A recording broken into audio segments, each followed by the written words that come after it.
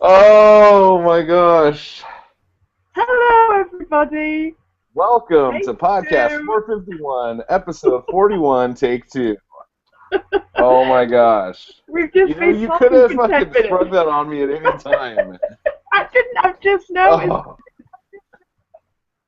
gosh, a week away, and I totally forget how to use this damn fucking thing. So apparently, we just did 7 minutes of the show before Zoe so kindly let me know that we weren't on air. So, yeah. So we just And realised the the funny fact. thing is, we had more viewers when we weren't on. And now that we're on, What's we've funny lost about some. that? That doesn't surprise me at all. Not at all. So, let me try to recap the last 7 minutes. I'm wearing an ugly Okay. green shirt because I'm trying to Mhm. break up the feed on YouTube so it's not just pictures of me in a black shirt. Oh, is Second, that why? we had, well, kinda, yeah. Uh-huh. Okay, so anyway, so we had a show planned, and then that show didn't work out, so we had to, at the last minute, plan another show, and it was kind of scary, but I think we have a really good show now Yeah. to talk about. So we're going to be talking about Kindle Unlimited. Zoe's also going to quiz me on a questionnaire thing, which is kind of scary. No, it's just a. It's. Hang on a minute. I'll tell you what it is. It is um author self questionnaire. Many factors go into choosing our choosing to pick an author's project. So we're just going to go into that and try and look into the brain of Creepyson a little bit. Uh-oh. Mm. Let me get my dirty thoughts out of there. I was watching Sister of Yeah. Ursula. Oh, geez. So strap yourself in, people. That could be interesting. Speaking of things that I'm watching, so as you may or may not know, lately I've been watching a lot of Days of Our Lives and Coronation Street and Towie. Well, last night I didn't get any new episodes of anything. So I was writing, and then I hit a wall, and I'm like, okay, I need to watch something. So I fiddled around Hulu until I ran across that show, Fresh Meat. Oh, did you watch some of that? I watched the first 3 episodes of it. What did you think? It's like the In-Betweeners, Hmm. but instead of it being just like 4 loser guys trying to get laid, it's 3 kind of loser guys and 3 girls that shouldn't be losers, all failing at everything they do and having really awkward conversations about sex. Yeah. So it I was haven't kind of actually watched okay, it. but yeah, like the first episode was hard to get through. I'm not gonna lie, but as I've been shown lately, I have to give things more than just one episode, or else I would never watch anything. Yeah. So yeah, but it is. I think it gets. I think it gets pretty good.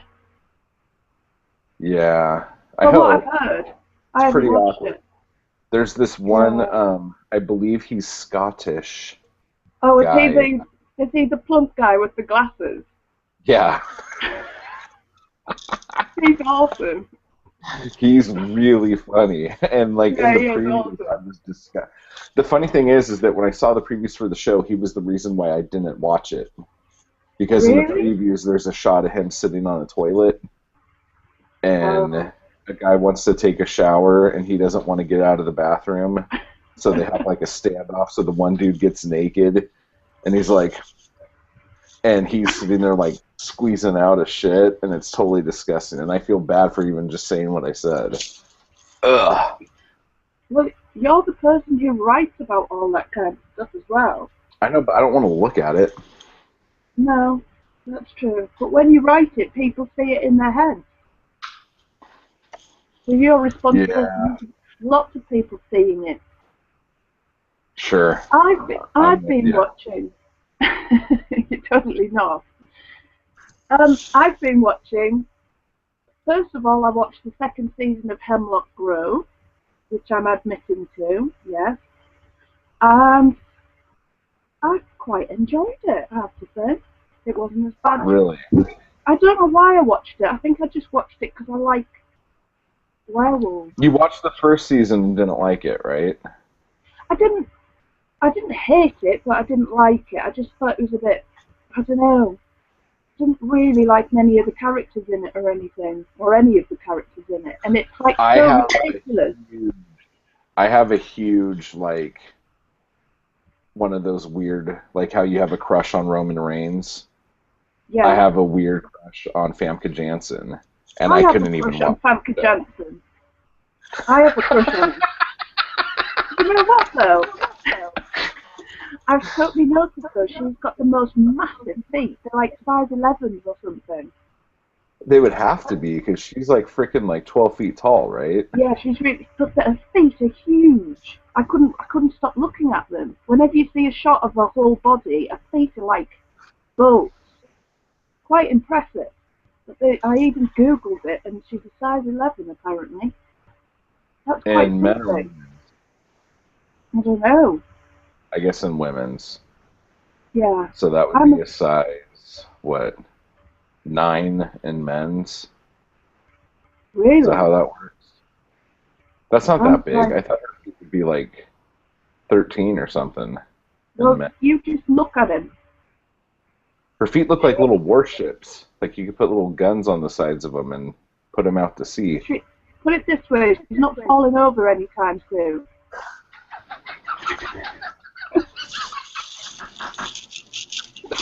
But she's stunning. She's a gorgeous woman. She really is.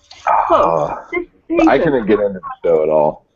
No, I know. Well, I kind of persevered on the first show, but this show, I enjoyed it. This second season, it was better. I'm still not, I don't know, it's just something more to it. The characters were more padded out. I kind of, don't know, there was different elements to it. And I kind of quite like Roman, who is the sort of posh son, who's an absolute arsehole, but he's kind of, I don't know, he's more padded out, I think. He is actually, did you know, the brother of Eric in True Blood. Is that the Danish guy? Mm-hmm. The guy who was in the Stray Dogs remake? Or Straw Dogs remake? Yeah. What's his freaking name? Like Schwargenschwargen? Skarsgård or Skarsgård. Skarsgård Smorgasbord. Alexander Skarsgård. Well, this is Bill Skarsgård. With little 2 dots over things. Skarsgård. I've got 2 dots over things, I'll have you know. Also, moving along. Not a euphemism. No. I've watched the whole first season and 7 episodes of the second season of American Horror Story. And oh my god, I am loving it. I liked the first season, but I wasn't like massively into it.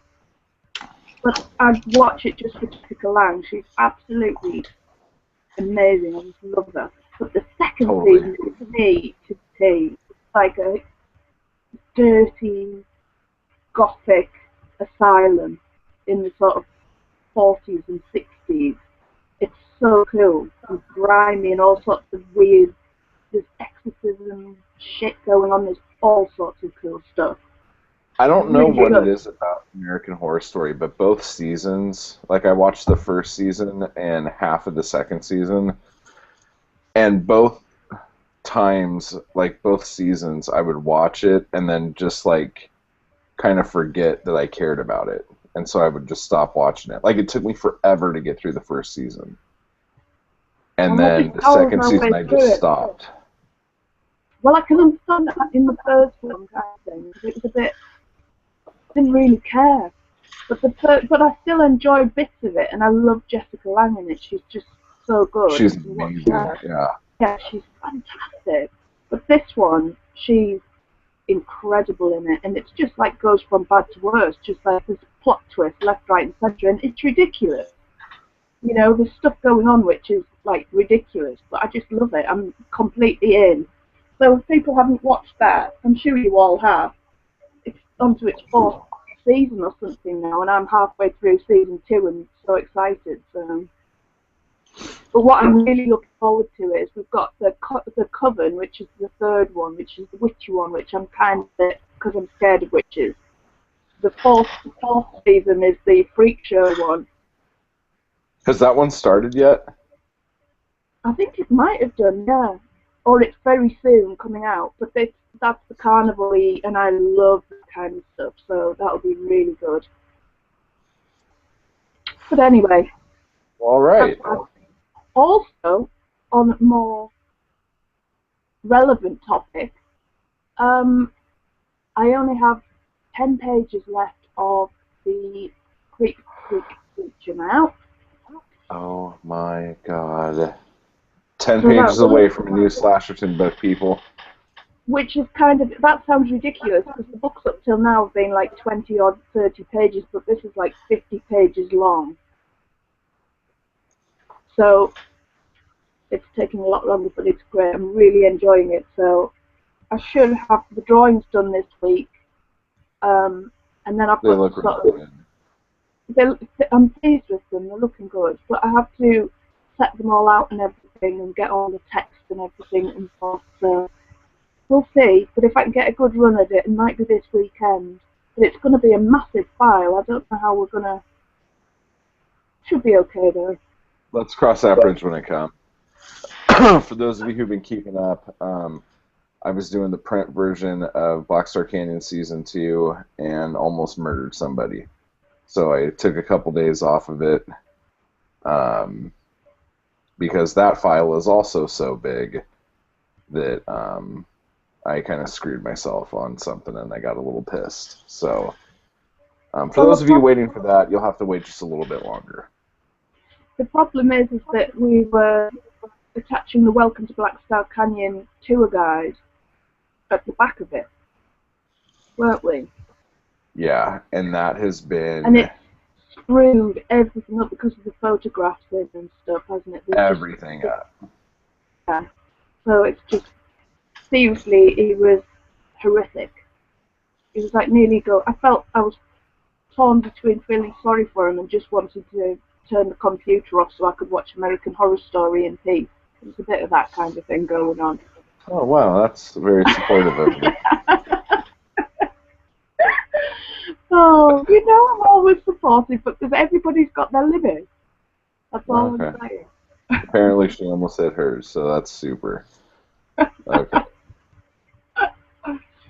Well, on a side note, I asked people on Facebook, which, in case you don't know, is um, a social media website, um, which I I'm sure hope you people guys all do know. though. I'm just kind of fucking around, yeah. So, because we're going to be talking about Kindle Unlimited, a question came up, which was how many books do people actually buy anyway? So, I asked my friends on Facebook, how many books have you purchased this year, ebook or print? And Anthony said 0, probably not the answer you were looking for. Marvin said he has bought 2 print books and no ebooks. Janine said 6 or so ebooks, 12 or more print books, 12 or more movies for kids, teen to young adult in the house, plus she loves to read. So her home is very media heavy. Then Anthony came back and said, I own over 3,500 movies, do Netflix, HBO Go, etc. Movie TV junkie for sure. So I asked, I'm like, okay, since that's been brought up, how many movies have you purchased, or do you just use Netflix or pirate sites or whatever? So Jeff said, I'm primarily purchasing ebooks now, basically because I don't have the shelf space for physical books anymore. And I can chime in on that one. I think that's a really good point. Yeah. And Zoe is someone else who is probably running out of shelf space, and that I might am. be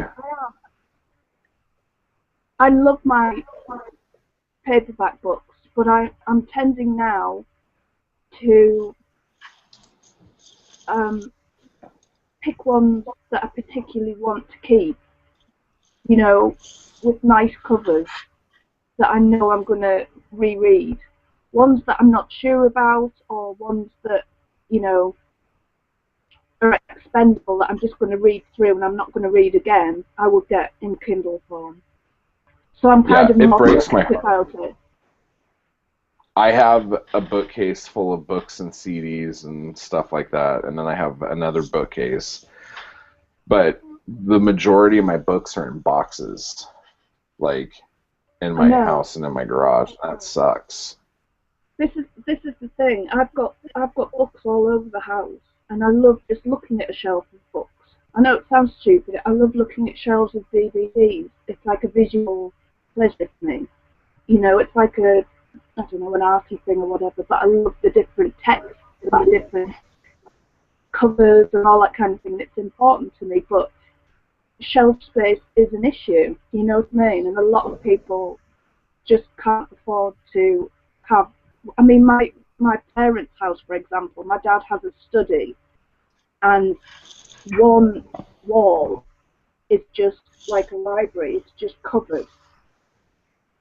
There's not an inch of space on. In fact, two walls haven't got an inch of spare space for just books. And I love that. If you've got the space, I would do that, but not everybody does, and I understand that. So I think you have to be a bit more careful these days and get rid of the ones that you're not going to reread or that aren't Yeah. special. But again, I Um, have, like at the studio, I have two big shelves of gorgeous textbooks, and I wouldn't part with those for the world, you know. Even if you could get them on yeah, Walker's there are books. some books I have too that, and they're not even really that special, but I just really like having them. Print Mm, books that and I've purchased ebooks of books that I have print copies of too. yeah, You know, which is kind of might be stupid, but I mean, I like having the book, but I also like being able to read the book anywhere I'm at.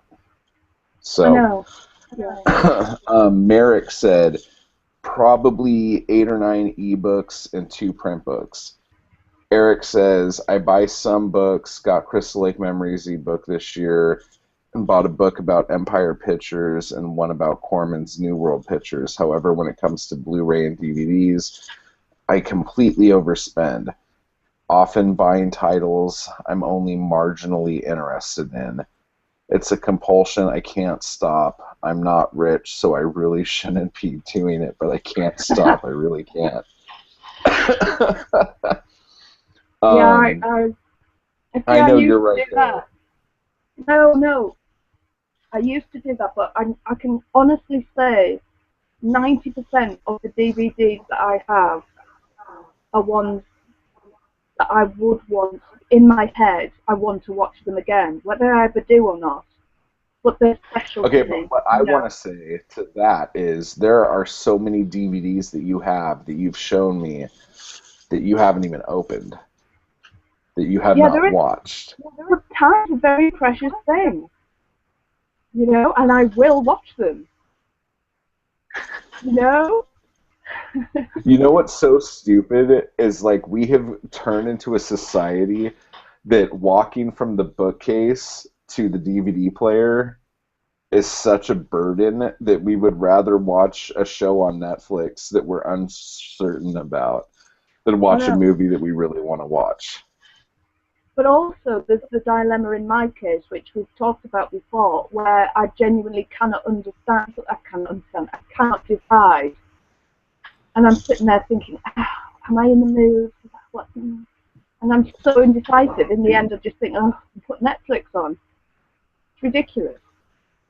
And then I go through the same process on there, but in the end, I just pick something.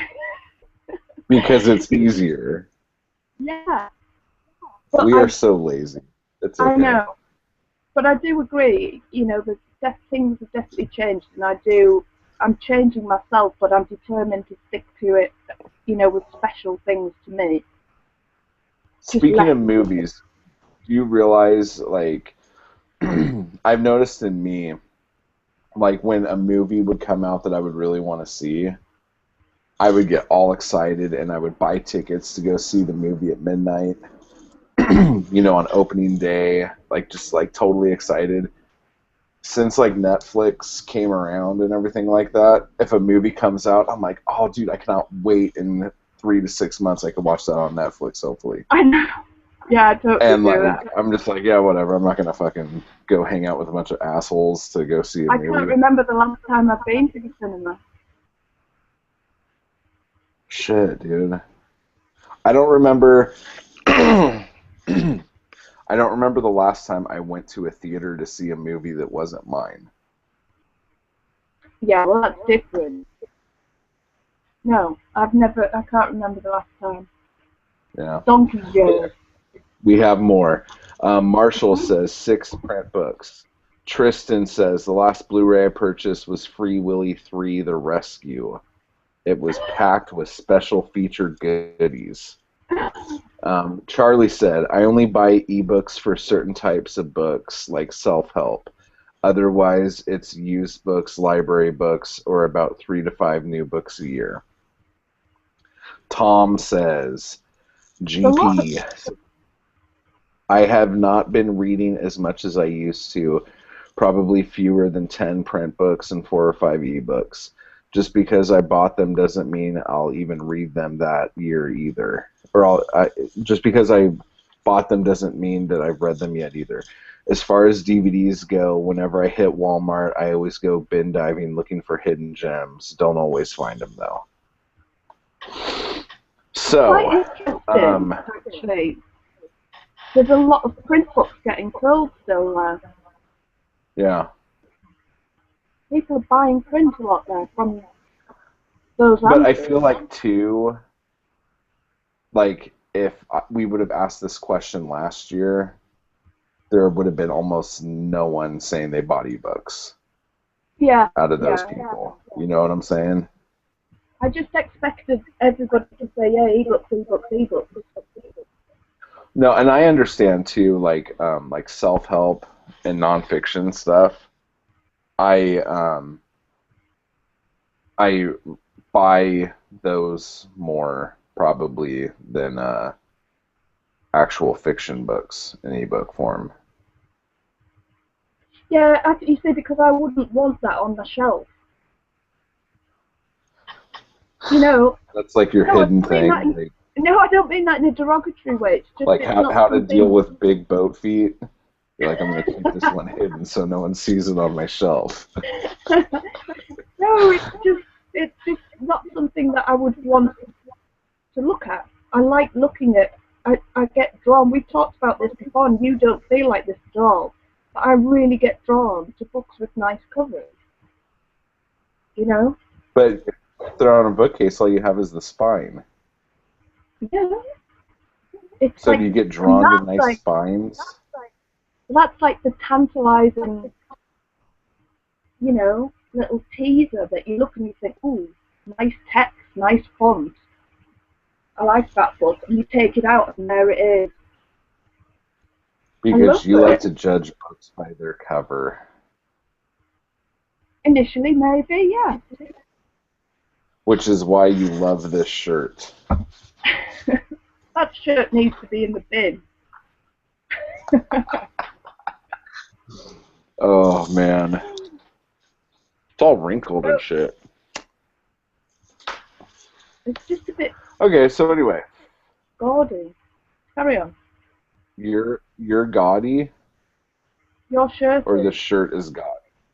Yeah. It's fucking bright.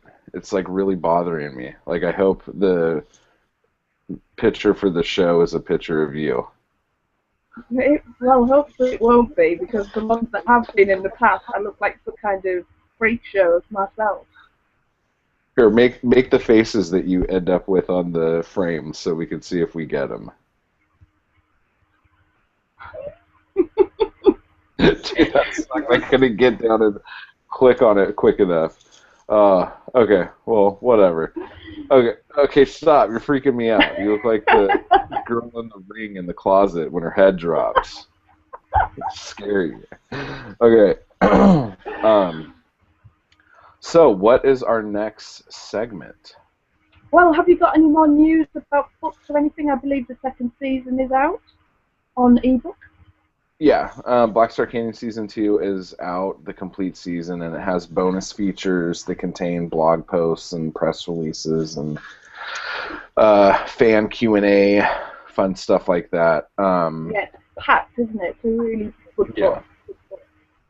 And then I'm still writing Black Market Blood Drive. I had this week has been a really crazy week, and I think we're not talking about it. I think we decided that we're not going to... I thought you decided you were talking about it, or should we leave that till next week, because we've got quite a bit to talk about now. Yeah, let's just leave it to next week. Some awesome shit happening, and I was really excited yesterday. Today I'm overwhelmed. So, yeah, let's move on. Okay. Should we do the... Is there anything else that we need to talk about news-wise? I can't think of anything. Yeah. Okay, should we go on to the Kindle Unlimited scandal? Is that the next thing we're talking about? Okay. So, I don't know necessarily if it's as much of a scandal as everyone thinks it might be. But to give everyone a heads up, I was in Las Vegas, and when I came back, the whole world had changed because I left for fucking 4 days, like a stupid asshole. So I come back, and there's this new thing called Kindle Unlimited. And basically it's a subscription service like Netflix for books, where if you pay like $9.99 a month, you have access to 600,000 ebooks and audiobooks that you could have on your device 10 at a time. And that's that. And it's a new thing Kindle is doing. I have no idea if it's working, if it's successful or anything. It's still brand new. All the sites are talking about it. All the podcasts are talking about it. People are freaking out about it. Other people aren't freaking out about it. Zoe freaks out about everything. Whenever something new happens, she automatically assumes it's a violation of her rights. And so, so why don't you take it from there? No, it's usually because I have no clue what's going on and I panic. That's all. Basically, what I've learned about it is what you said there. But according to CNET, there's a blog post on there in the what's the word to describe it? I can't think. Anyway, it's Kindle Unlimited, good for customers, not so good for authors. It's the title of that blog post, so if you want to look it up, if you want to look at that. And it explains exactly what Creep just said. But the problem is that more than 500,000 of those 600,000 ebooks that are going to be up are self-published books, according to the industry newsletter Publishers Lunch. The question people are worried about is how will authors stay afloat in the Amazon system? That's soon going to be dominated like a Netflix, Spotify kind of thing. Self-published authors earn money depending on the amount of book users actually reading through their books. This is how it's going to work.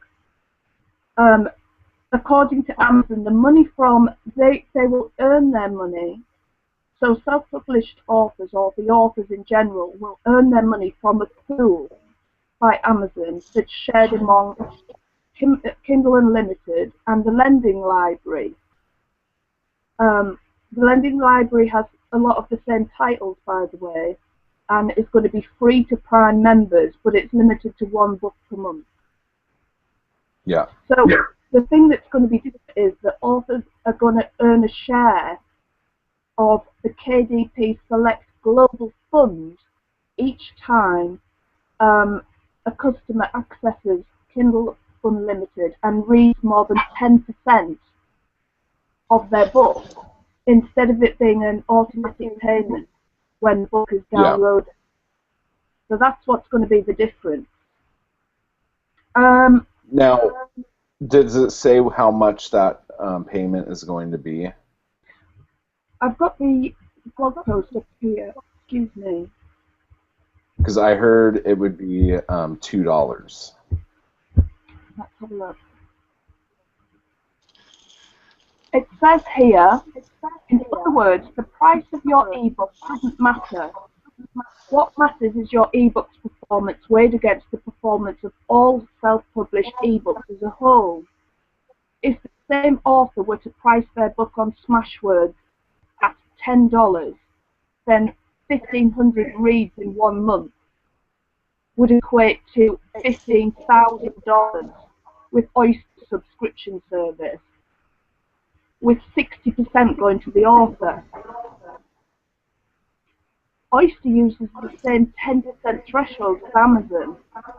I don't understand any of this, do you? Okay, Oyster is a thing that's been like Netflix for a while, but it's just not as popular because they don't have as much of a market base.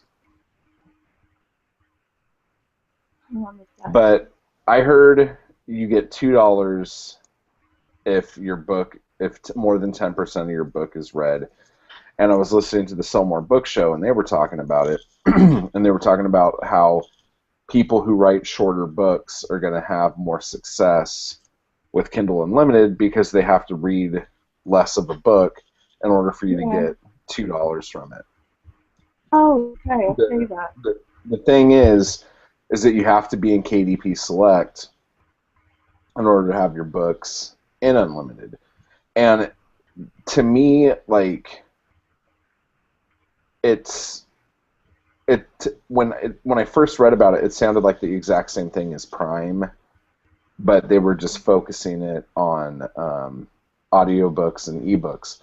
And with Prime, that's been going on for a while now. So, like, when somebody reads my book from the lending library or from Prime or whatever, I get like a little percentage of it or whatnot. I was going to say, surely it sounds like you get more. Surely that percentage must alter depending on, you know, what the overall percentage is at the market.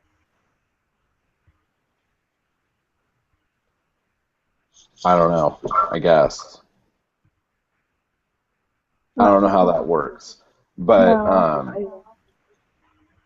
so one of the things that Jim Kukral on Sell More Books was saying, not to just plagiarize their show or anything like that, but he was saying that a bunch of people were already talking in threads saying that they're going to take their novel and break it up into 6 parts and put it in KDP Select so they could get, like, freaking, what would you get? You get $12 for that if somebody actually read your whole book. If somebody reads over 10% of each one of those 6. Mm-hmm. I don't understand. So there are people trying to figure out a way to fucking make a killing on this, but I think the thing that is a plus here is that it's a bunch of self-published authors, and then like Harry Potter and the Lord of the Rings books and more public domain kind of titles. But the fact that there's no competition with the bigger publishers right now in this, I think, is a good thing. You know?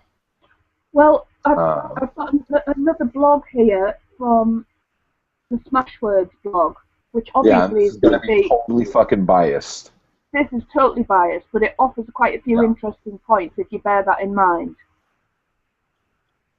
I put, obviously, biased at the top of the thing here.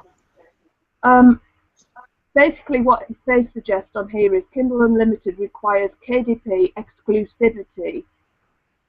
Therefore, indies would do well to avoid it. Now, it's been well known, according to this blog, that Smashwords have been like a huge thing against KDP because it's a direct. KDP is basically trying to get rid of all the competition. So to them, you know, of course they're going to be pissed off about it. But his points here are, he actually makes a point of saying, I haven't got a problem with Amazon. I actually really admire them. And Jeff Bezos, who's the marketing, or the CEO, and the marketing team, for catalyzing the rise of ebooks and changing the lives of indie authors. Which is, I mean, he is. He's giving the chance for indie authors to do something that they weren't previously able to do, which we all recognise. Can't even read what my writing says there. And he says it's okay to admire Amazon, but to not encourage exclusivity, which I can kind of see a little bit of that. It suggests their business interests don't align with other interests, with author interests, which is their business side of things. I can kind of see they're doing it for them, they're not necessarily doing it for authors, blah blah blah. Exclusivity is great for Amazon, but not for authors or readers. And I put all Smashwords in brackets, which is you've got to bear in mind. KDP is to put competitors out of business. Questions. Authors must weigh the huge benefits of exclusive KDP Select against the broad and diverse things of, like, broad and diverse distributors or distribution. So the fact is that, you know, there's lots of other companies out there who, the problem is if you're with KDP and Kindle Unlimited, you can only be with them, which means that you can't be with any other platform. For 90 days. It's not even like... Is that the same as Unlimited? Yeah, because that's how long the KDP thing is. So it's not a long time. And it's just like, if Amazon allowed you to put your books for free, like the first book in a series, if they allowed you to put that for free, I guarantee that almost every other Smashwords type place would be out of business overnight. Because from what I gather from everybody I've talked to who self-publishes, like 90% of the money they make from Amazon. And usually the only reason why people go to the other places like Kobo or Apple or whatever is to get your book perma-free, because you could put your book for free, and then Amazon price matches it. And that's how you get readers into a series or whatever on Amazon. So if Amazon really wanted to just put everybody out of business overnight, all they would have to do is allow you to be able to put your books up for free, and Smashwords would not exist. If Smashwords was easier to fucking use and that stupid meat grinder wasn't the way they fucking put their books up, more people would use Smashwords. I don't use Smashwords because it's a pain in the ass. I use Draft2Digital instead of Smashwords for getting my books up on the other sites. But Smashwords is really fucking... It's the most inefficient use of my time dealing with Smashwords. The other thing is if Smashwords offered some of the things, and I mean, they kind of already do probably, but just nobody cares because I don't know that many people who shop on Smashwords, even Smashwords exclusively. But like KDP, you have your 5 free days for promotions. You have the Amazon Kindle Countdown deals, which we haven't been able to use yet, but the whole reason why we went back into KDP was so we could take advantage of that. And now you have Kindle Unlimited. So it's like their business model's great. They have more of the market share than anyone out there. Apple just got busted for price fixing and all this other shit. I mean, not just. It's been going on for a long time now. But it's just like, and Kobo like we barely sell anything on Kobo. We've been selling a lot more on Apple lately, but if you want to put your stuff up directly to Apple, it's even harder than putting your stuff up to Smashwords. So that's why we have been using Draft to Digital to do that stuff. But even that, it's kind of like saying, like, I'm mad because I sell sauerkraut sandwiches, and this asshole across the street sells peanut butter and jelly sandwiches, and he's making more money than me. He's a dick. Why won't people buy sauerkraut sandwiches? It's like, your product sucks, it's not that good, and all you're going to do is bitch about it. So that's why I don't understand.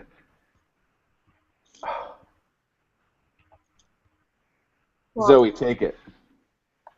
okay, I understand that there's problems because, well, but I think it's important as well that you have to have the other side of things. You know what I mean? You have to have the other side of the argument in there, and I can see that, but not everybody is going to use Amazon.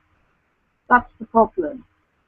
Not everybody is going to use or want to use that kind of thing. Some people might want to use a more selected, small market where people are more, there's a more niche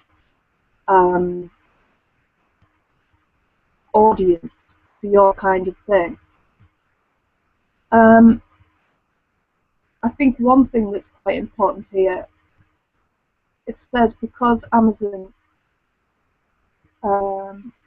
opted out all KDP select authors into Kindle Unlimited, they're giving select authors an immediate out instead of waiting for the 3-month limit to expire.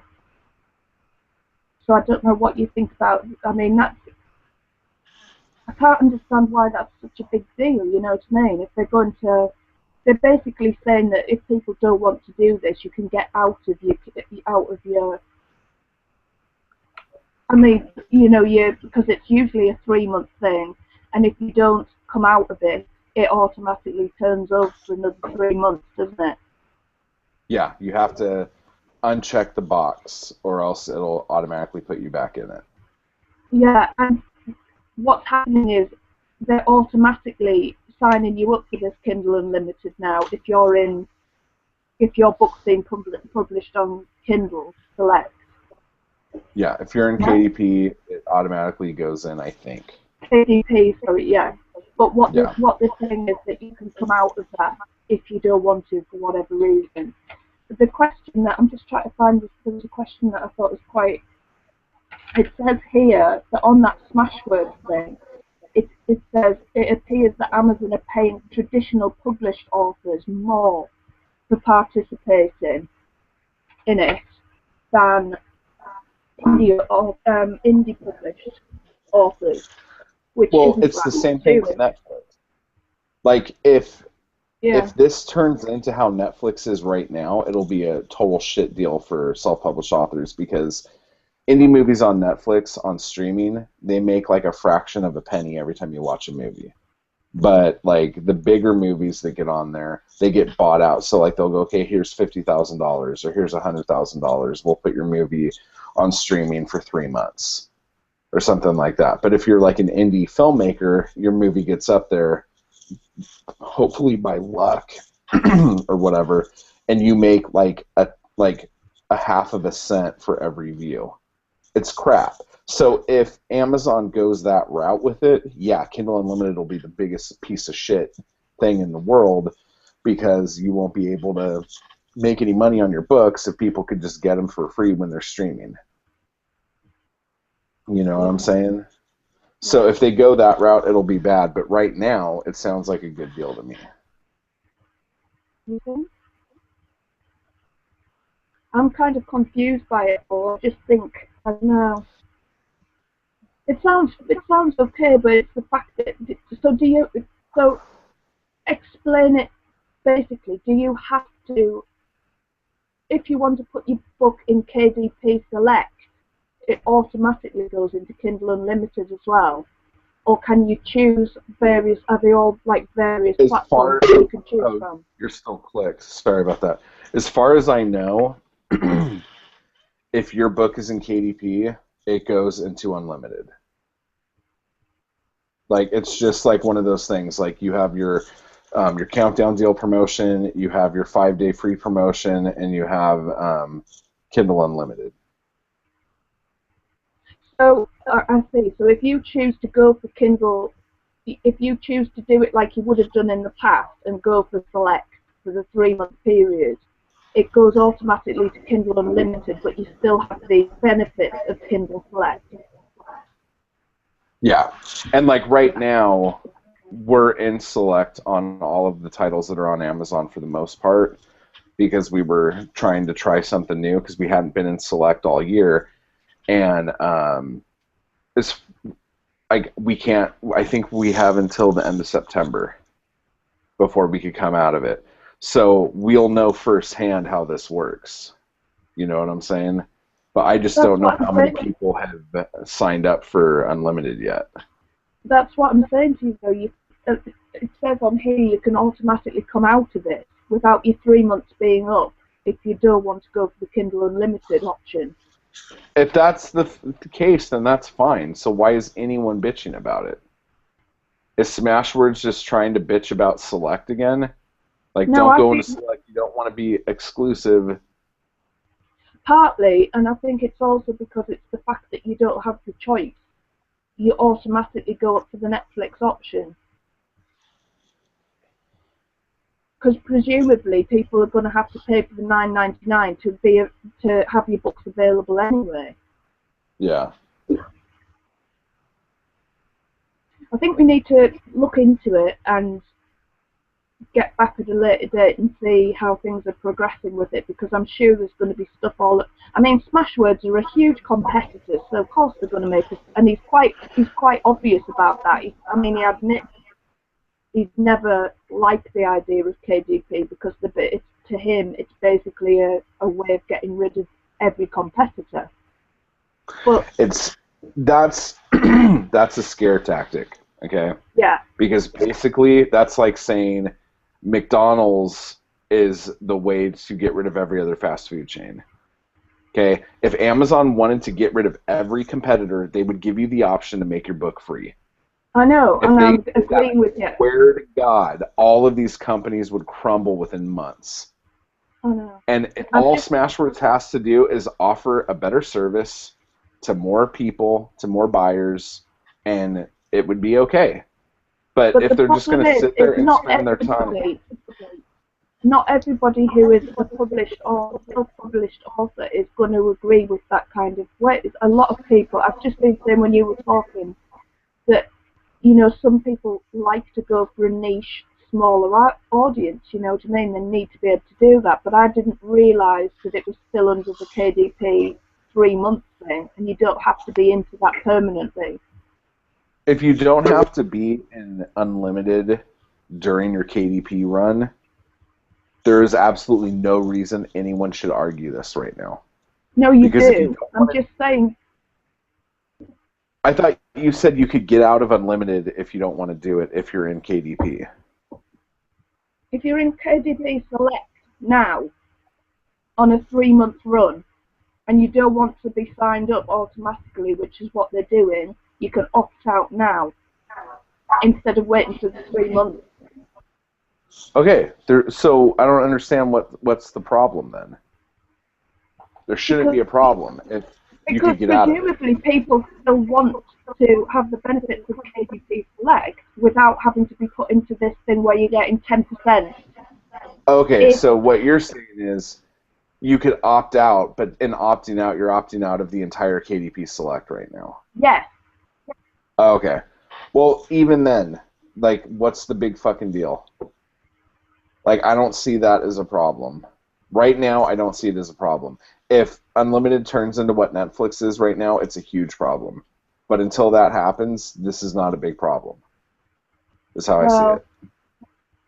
I'm not so sure. I don't understand it fully enough, but I think... Pardon? Everyone's out to get you. No, it isn't that. It's just we don't know enough about it. I think it's the fact that you can't have the benefits of the KDP Select thing, To without be having. to be honest, like the benefits of KDP really aren't even that great as far as I'm concerned right now. Like the only thing is that like okay, and putting all of our books into KDP, we've probably are missing 3 sales a month from taking our books out of like Apple and Barnes and Noble and Kobo. That is not that big of a deal to me at all. No, but that's us. One example. There might be other people who it swaps, and there's all sorts of different reasons, where it'll flare up at certain times of the year, and you'll get amazing sales in the other platforms. And you don't want to have to be exclusive for 3 months in one thing for someone to sign up and then have to read a certain amount of your book. It's just, you know what I mean? It's signing up to the same thing as the other way of looking at it. It's a Netflix and the way that everybody seems to be going now. And I think people are just panicking that their options are being cut down.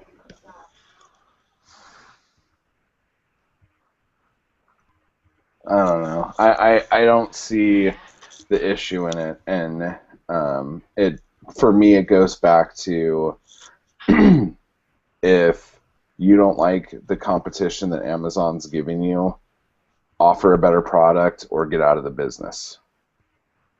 And maybe I'm like a total asshole capitalist for that, but like I really just don't give a shit. Like that's just how I look at it. Well, that's okay if you're working on this thing and it's working for you with Amazon, but if Amazon turn and they're going to do it like Netflix, we're just going to be screwed on Amazon as well. I just wouldn't be in KDP. I would still sell my shit on Amazon. I just wouldn't be in KDP. Now, would that make me want to go and put my shit back on Apple and Barnes and Noble? I don't even know if it's worth my time because the amount of sales I was getting on those sites anyway. I want to just check that it's not everybody. If you're not in KDP, you don't have to worry about it. So when you publish a book,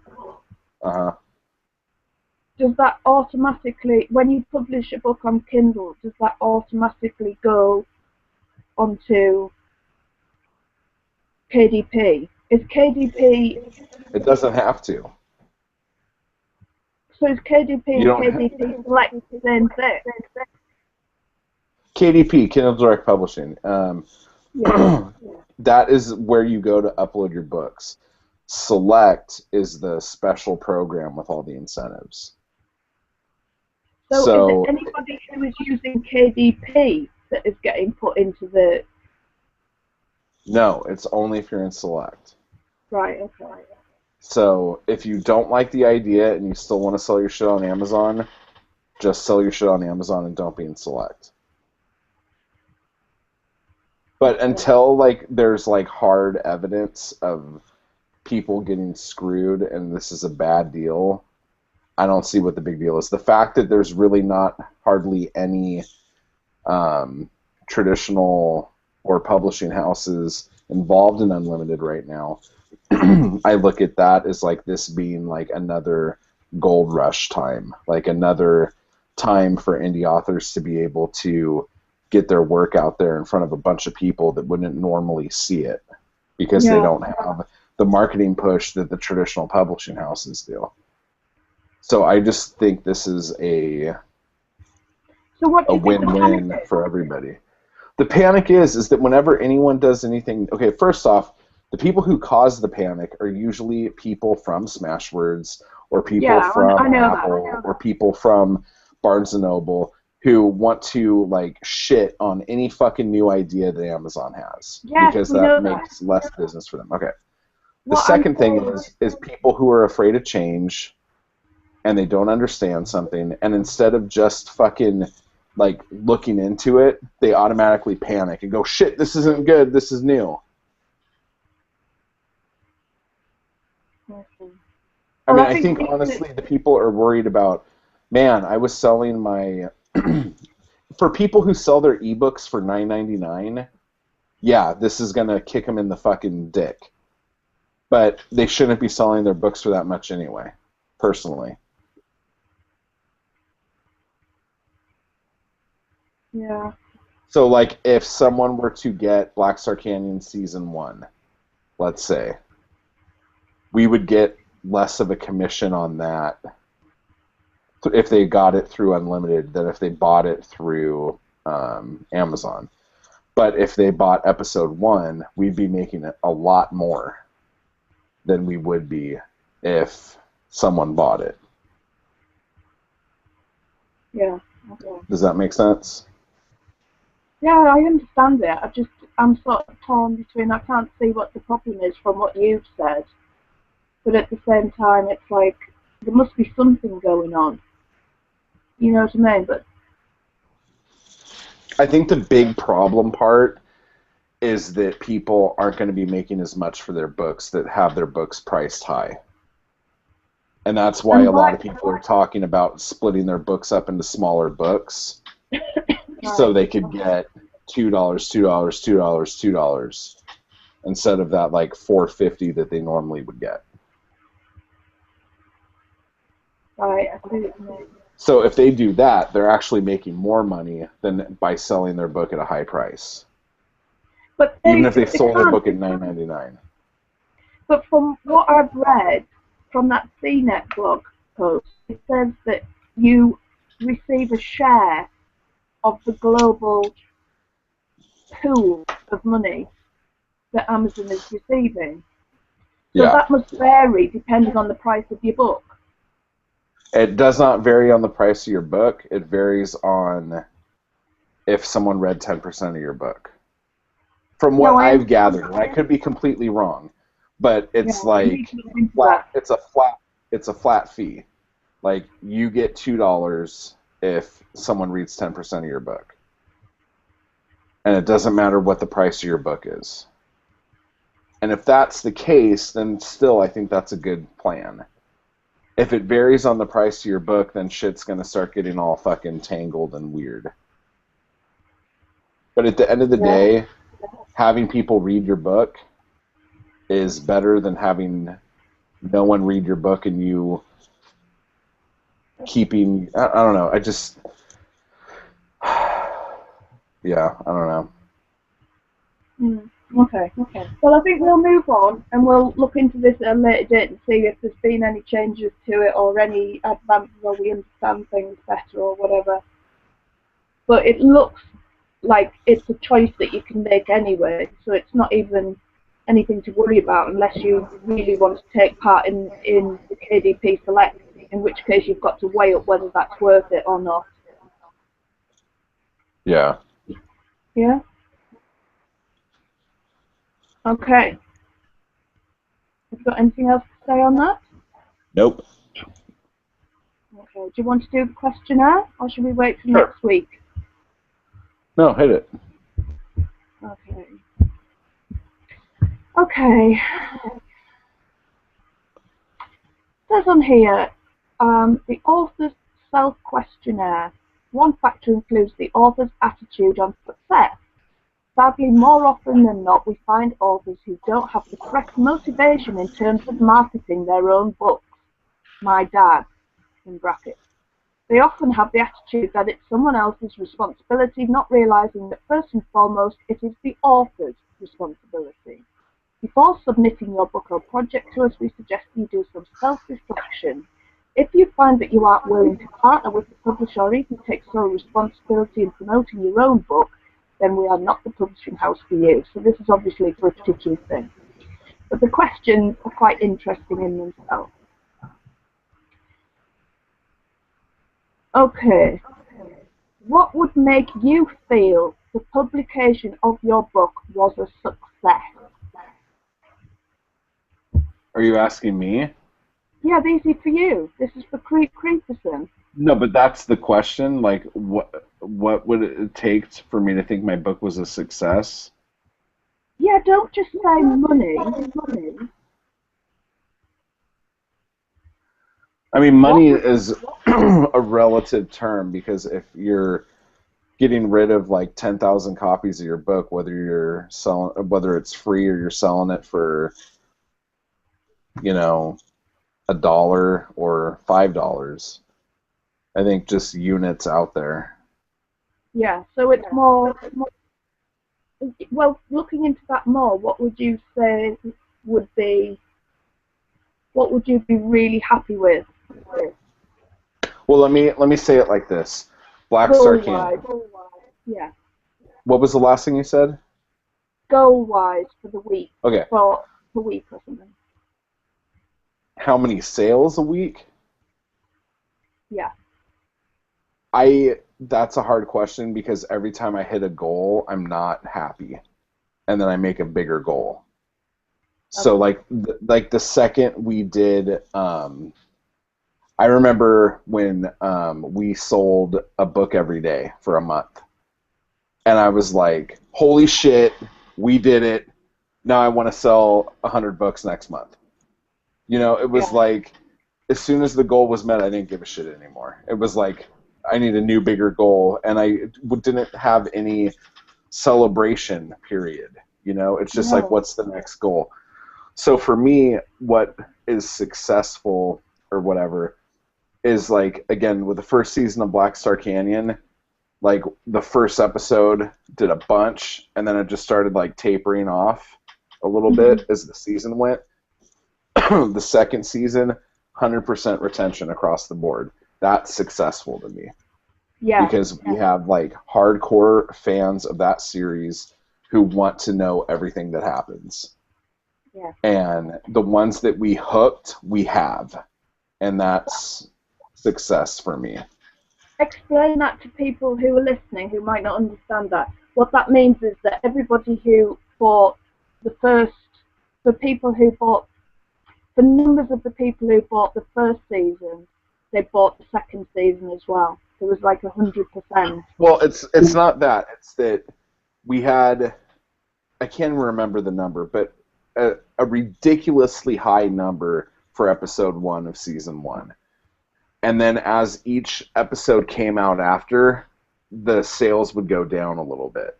Yeah. And it was just this, like, if you looked at it in a graph, it was like that. But Oh, I with see what you mean. And you're talking about episodes. yeah, I'm talking about episodes. Right, With right, right. season 2, we sold as many season 2 episode 1s as we did episode 5 of season 2. Yeah. So that went straight across. Like the readers that we kept from season 1 went into season 2 and read through the whole thing. And that's a wonderful thing to say, isn't it? That's That a makes wonderful thing, yeah. Yeah. Okay. Okay. Is it essential that you see your book on the bookshelf of retail bookstores? Absolutely not. No? No, because again, I've been through this with music and I've been through it with movies. Like, I saw my movies in Walmart and Best Buy and Sam Goody and all that shit. I've seen my music in record stores and shit like that, and it's cool. But the thing that pisses me off, and this comes from a distribution standpoint, is if those stores don't sell those books or movies or CDs quickly enough, they send them back and want their money back. And when they send them back and want their money back, that money comes out of your pocket. And so if a store isn't pushing your book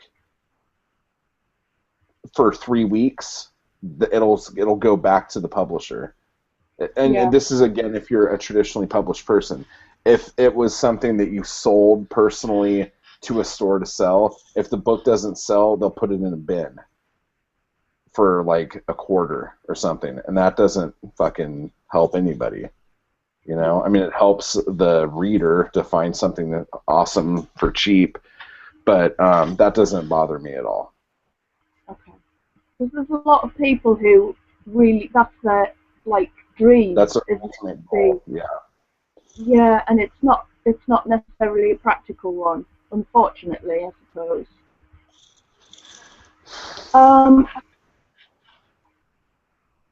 Well, I mean, we could talk about the Great Frankenstein Walmart debacle if you want. Yeah, you can do that if you want. Give an example. Okay, here's an example. When I had a movie called Creep Creeperson's Frankenstein. That was the first film that I put out with this distributor called MVD.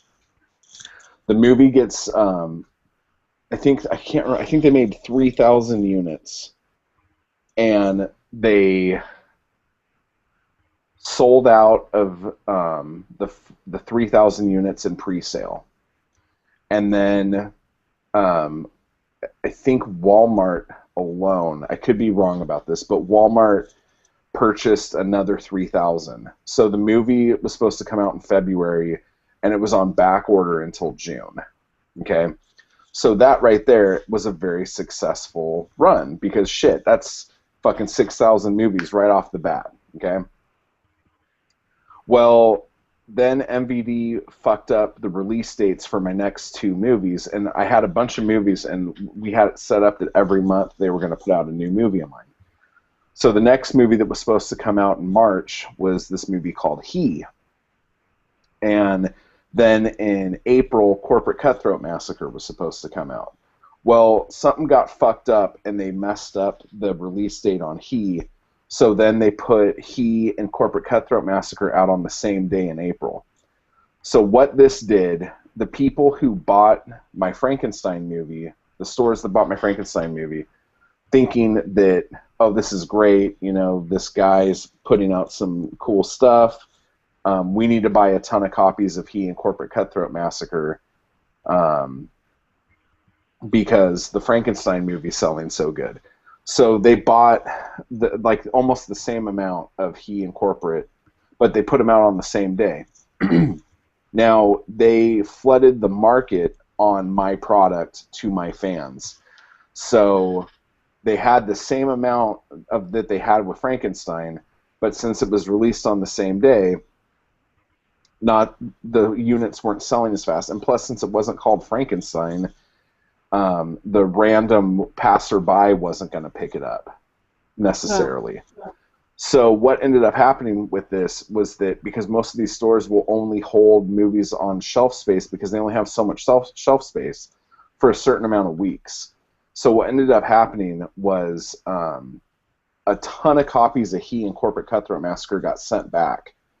And the biggest culprit here is Walmart, and they wanted all the money back that they spent on it because they couldn't push enough. I mean, I think we only sold, 1,200 copies combined of He and Corporate Cutthroat Massacre actually in the stores, and everything else got sent back. And that was just like to me, it was a really fucking big blunder. And then probably after the first couple months of Frankenstein being out, and they ordered that next batch of 3,000, the next 3,000 batch didn't sell as well, so they sent all those back.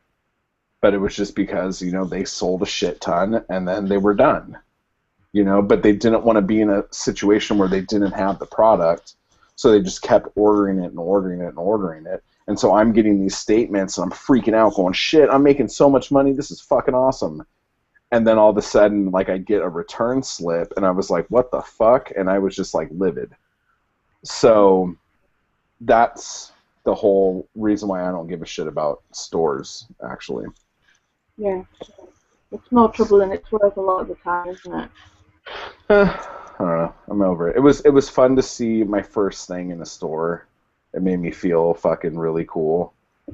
But as soon as that moment was over, I wanted something more.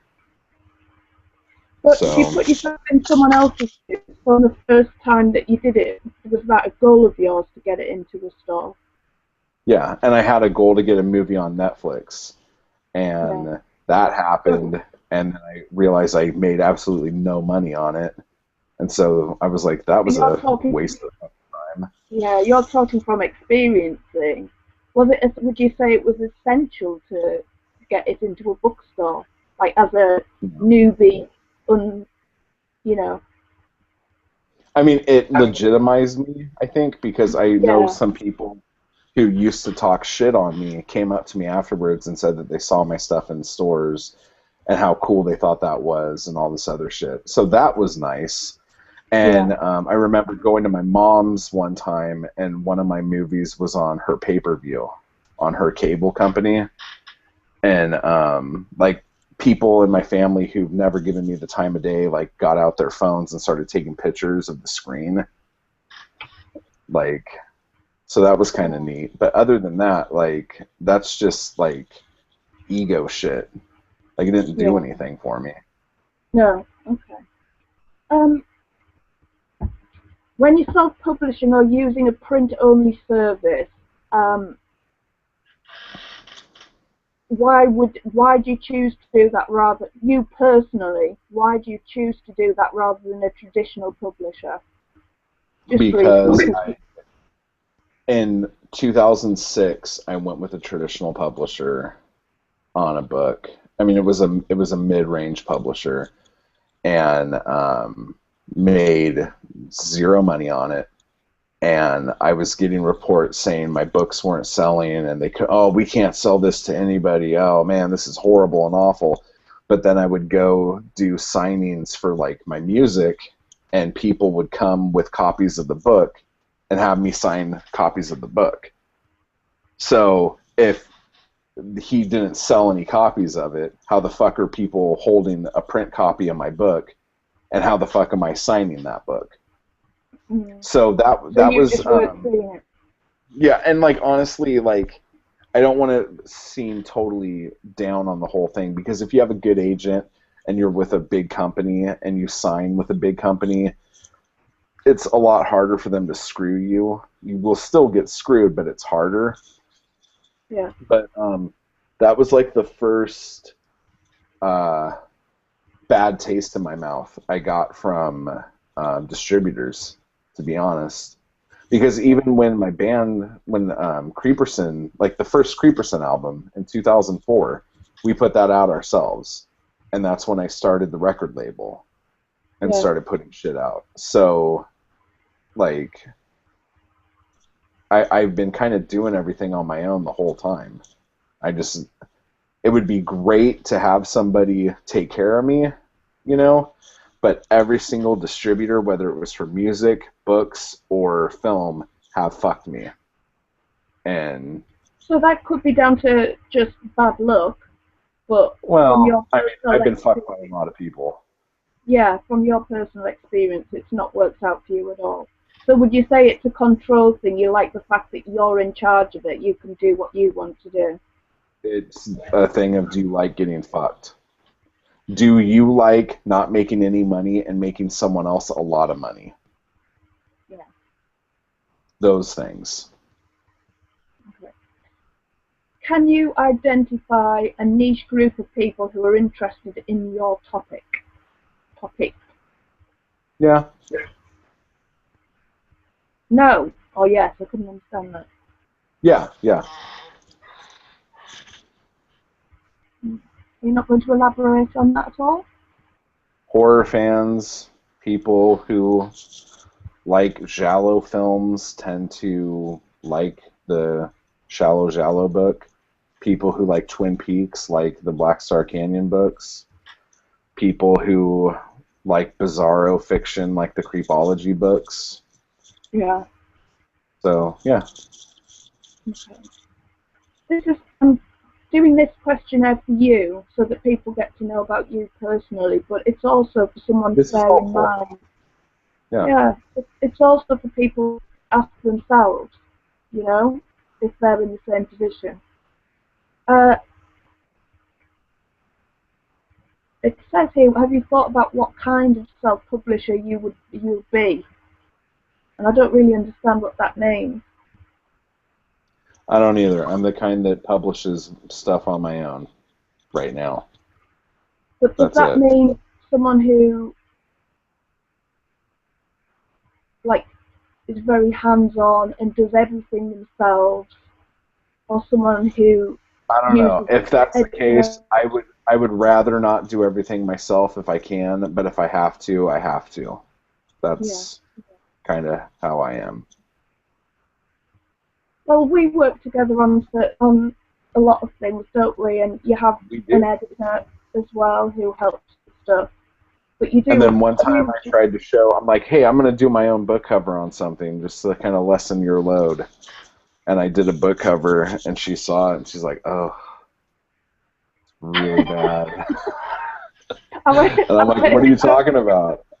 Huh? oh wait, it's okay, I'll do it. Yeah. And I'm like, Right. no, it's okay. She's like, no, I'm going to do it. Like, really, I'm going to do it. And I'm like, oh, okay, well, suck it. That's fine. Whatever. Okay, next question. Would you say you've made a point of learning the nuts and bolts of publishing, and how? I don't know. Maybe. And by reading books about it and by listening to podcasts about it and getting fucked by people. I think a lot Getting of it. fucked by someone really teaches you stuff. Apparently, Yeah. um, it says here: are there other books, products, or services you could sell once your book is established? Is this hypothetical or Well, it's a question as far as marketing goes, I think. If you're thinking like can I about sell other marketing, stuff? Like are can I there sell other, toothpaste? well, I think it'll be things that are connected to your book.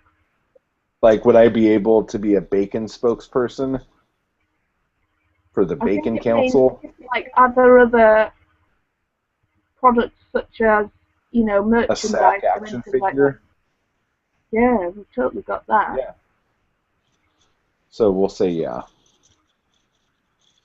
Yeah. And a But I 9 foot suppose if black star people, bear. oh, that would be awesome. Yeah, that would be. Um, I think as far as other people are concerned as well, what can you think of as far as, like, other books, products, or services? Think of other authors. Me What do you think think of the other name? authors? I mean, Yeah. I have a book on writing that I'm going to put out eventually. That is all. It's actually done, so I could put that out. The tour guide to Black Star Canyon is something that we're putting out, kind of. Um, Audiobook. Audiobooks is something. Um, Mhm. Hopefully, a TV show of Black Star Canyon. That would be a Yeah, that would be great awesome. thing. But yeah, so yeah, that's a yes. Yeah. Number 8 is: do you have a fire in the belly? Genuine From the question. 80s. Do you have a fire in the belly? Yeah, it's called heartburn. I fucking have Tums. He does as well. No, but are you hungry for what you're doing? I have to create stuff or else I'll die. Yeah, I can vouch for that. How will your book make a difference in the world or in the eyes of your readers? This is how do Jesus you see fucking it? Christ. It's going to entertain people for a period of time and hopefully make them very paranoid about being home by themselves. That would be awesome if they did, though, wouldn't it? Yeah. I mean, it's not going to fucking, like, create peace in the Gaza Strip or anything like that. I think that's a silly question. Well, you've got to think of these I'm an things. entertainer. I fucking entertain people. Yeah, but This some is people are entertaining, damn right. What type of time and energy do you think it takes to be a best-selling author? And if you don't have time to put that energy into it, what resources are you going to utilize to put the energy into you instead? I think it takes a lot of time, but I think it also takes dumb luck. Like, there are people who bust their ass for years and years and years and years and years and then become an overnight success. Where then there's people who wrote a book in their car on a napkin, got it to the right person, that person put it out with a good marketing campaign, and then they're an overnight success. You know? Like, Yeah. I don't think being a best-selling author is something that you could actually quantify by a list of things you could do. I mean, if you write 100 books and put them out and they all sell mediocrely, you'll be a success. If you want to have one book that sells millions of copies worldwide, that's more of good marketing, being with a big company, and being at the right place at the right time. And I think that goes for films. I think that goes for music. I think that goes for actors. A lot of things are right place at the right time, which is why another reason why I probably am more of like a shotgun spray method. Like if I just like bleh, my shit out everywhere at once, all over the place, it'll hit something. You know, Yeah. throwing the spaghetti at the wall, some of the noodles stick, some of them don't. Yeah. True. Well, that's very interesting. I hope other people found it interesting as well. Is that the end of the quiz? That's the end of the quiz. You're out of Okay. your hell. I wasn't in hell there. It was fine. Okay. So we've All got right. anything else to talk about. I'd just like to mention that my dad's book is out. It's Falodon, Fallodon, a memoir. It's about the First World War, but it's alternative history of what happened.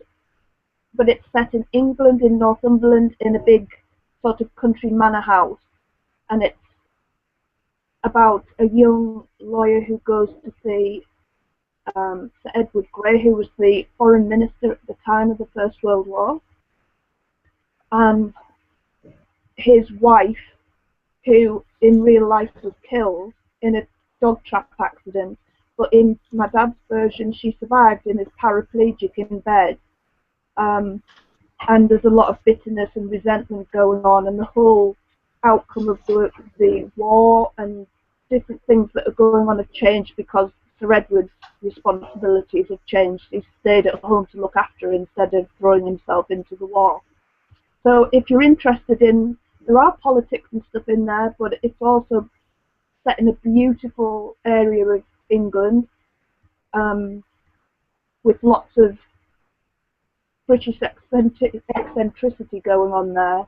There's sort of revenge and intrigue and all sorts of stuff going on, and it's written in a kind of classic literary style. So if any of that sounds interesting to you, it's available on ebook, and it's now in print as well, in paperback, on Amazon. So I'm just letting you know. I'm not going to pimp it much more because he doesn't deserve it, but not because the book's not good, but because he's hopeless at doing it himself. So, but it's a fantastic book, and if you're at all interested in any of those things, check it out. All right. Cool. Good stuff. Hopefully Splasherton will be out very soon. Yeah, and Black Star Canyon episode 2 in paperback. Or season 2 in paperback. Yeah. Fingers crossed.